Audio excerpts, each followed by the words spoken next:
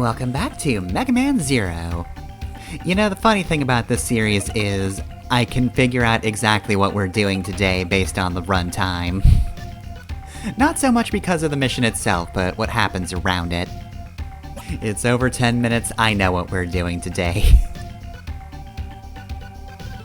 So yes, energy is a bit of an issue for us. Makes sense, we are just a scrappy group trying to survive in some ruins. So it would be helpful if we managed to take over this factory.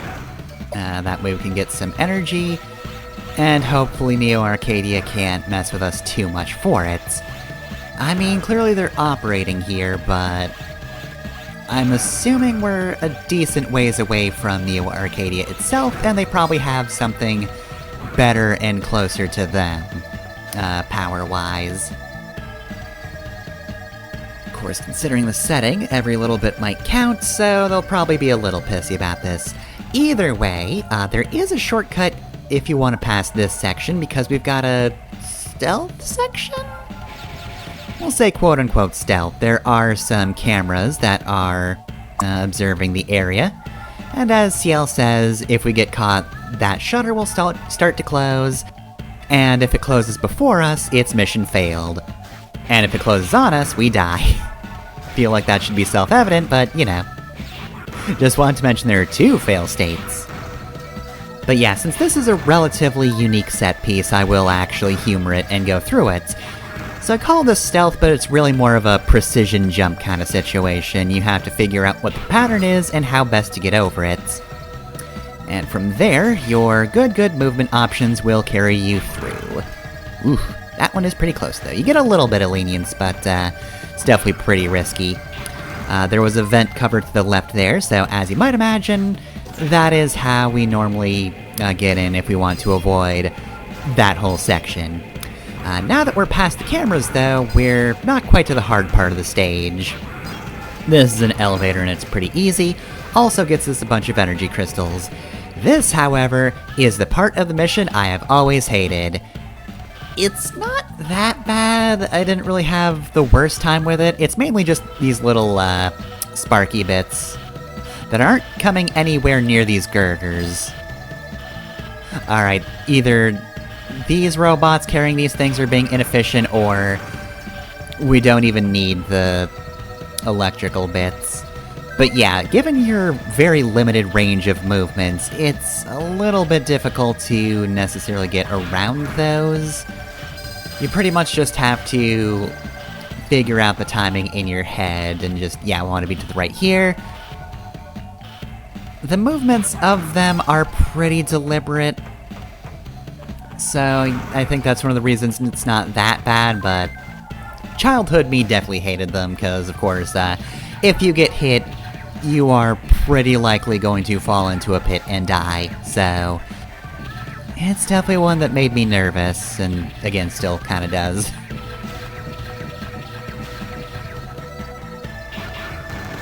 Alright, so let's see, we want to go down here for a Cyber Elf. Don't know why I said it like that. Alright, and that's pretty much it. All we've got now is the boss.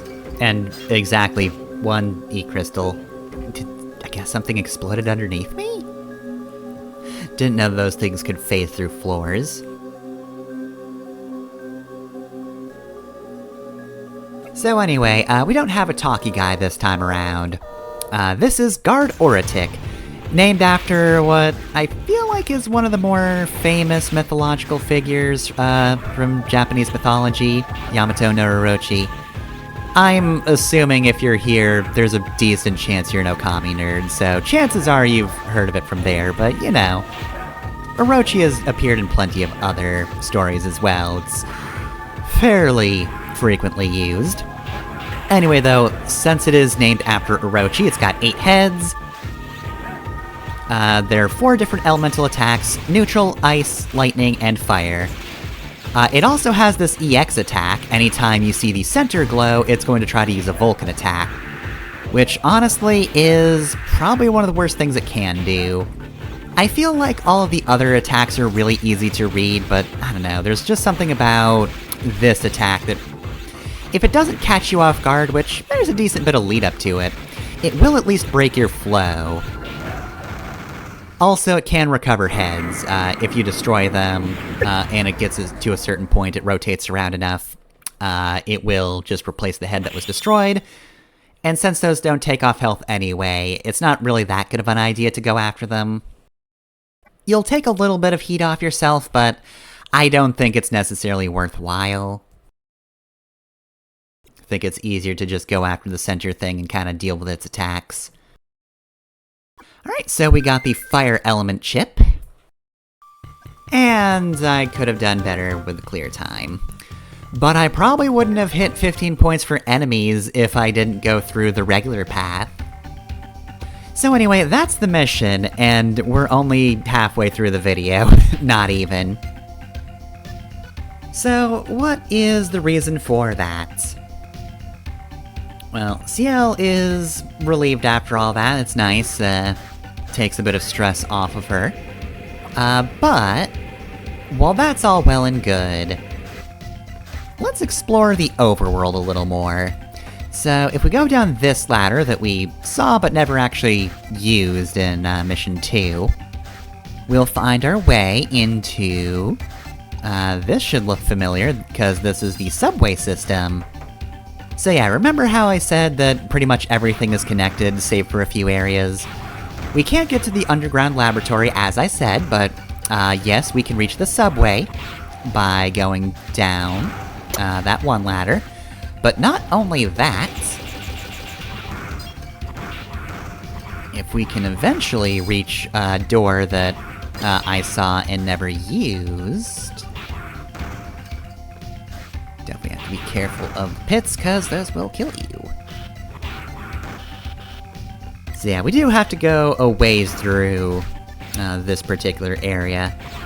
Not quite to where the train was, but pretty close. So yeah, we're passing the mini-boss room. Could go and get that cyber elf from before, but I already got it, so no issue there. Like I said, if you want to cut down on clear times, not having to get cyber elves is always handy. Alright, so this isn't the door I was talking about. This is actually an area they're blocking off.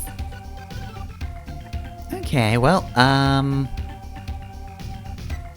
mean, look, no offense to you guys, I'm sure you do good things, but, the Resistance members haven't really done anything on their own so far. So, do be careful, random guy. Alright, so, we've got a transserver in this door, which you definitely want to use so that you can just skip over here in the future. So we can just, teleport in.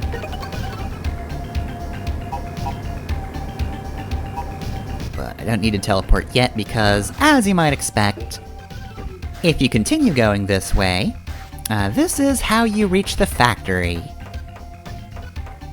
So yeah, we got some shutters, and this should look familiar. Now, this lady isn't here to block our way. She's actually mentioning how they've got no shortage of energy. That's cool, but, what if I want a little something for myself? Well...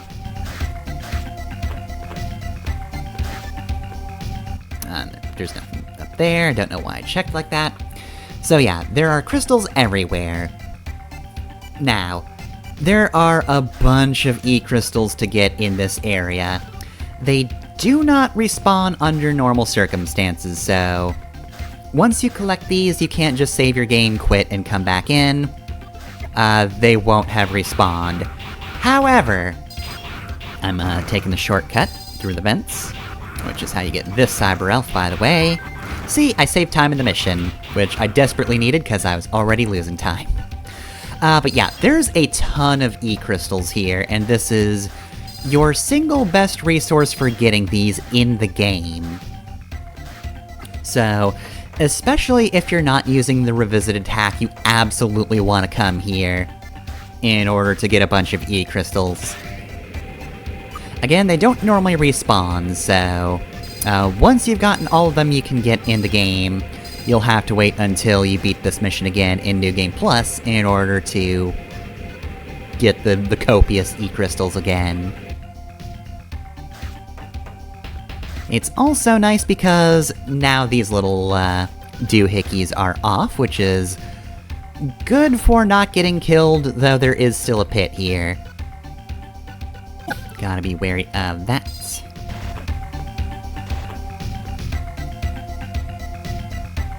There are also crystals you're gonna want to nab as well. So the screen size of the Game Boy Advance could sometimes be a problem, and I will say this is one of those times. You really can't see these super well without putting yourself at risk, so it's not exactly a blind jump, but it's pretty close. Okay, yeah, these are still on, though. These aren't a one-hit kill, but they do hurt a lot. So, even though they won't send you careening into a pit, don't get hit. Especially if you haven't used any Cyber Elves. You don't really want to take that kind of hit. You can take like 2, maybe 3 hits from that thing before dying. It's a lot. It is a ton of damage. Alright, and here's the last room where you just get a ton of E-crystals. Alright, so that will do it. That is the main reason that this is a bit of a longer video. I say even though it clocks in only at 13 minutes.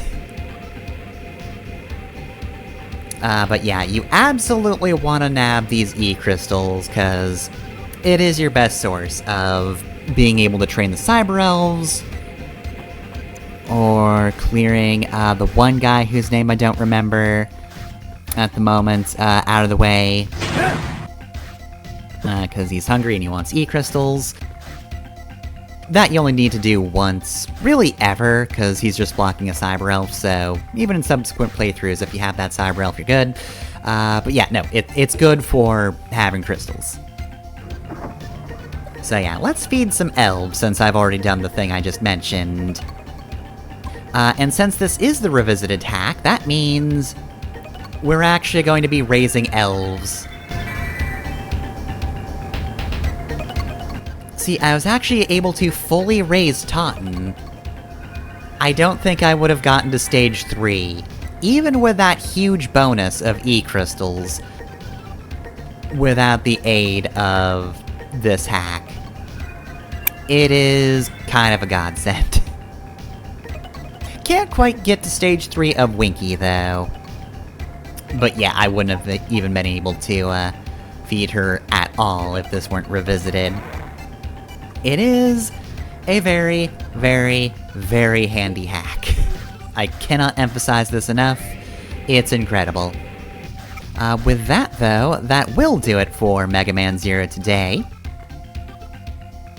The Resistance has a good, stable source of power, and hopefully Neo Arcadia does not bother it. Depending on the mission order that you do, they might just bother it immediately. Either way, though, we're done for now. CL can rest a little easier. Now she only has, like, 7 other sources of stress in her life. That's pretty low for her.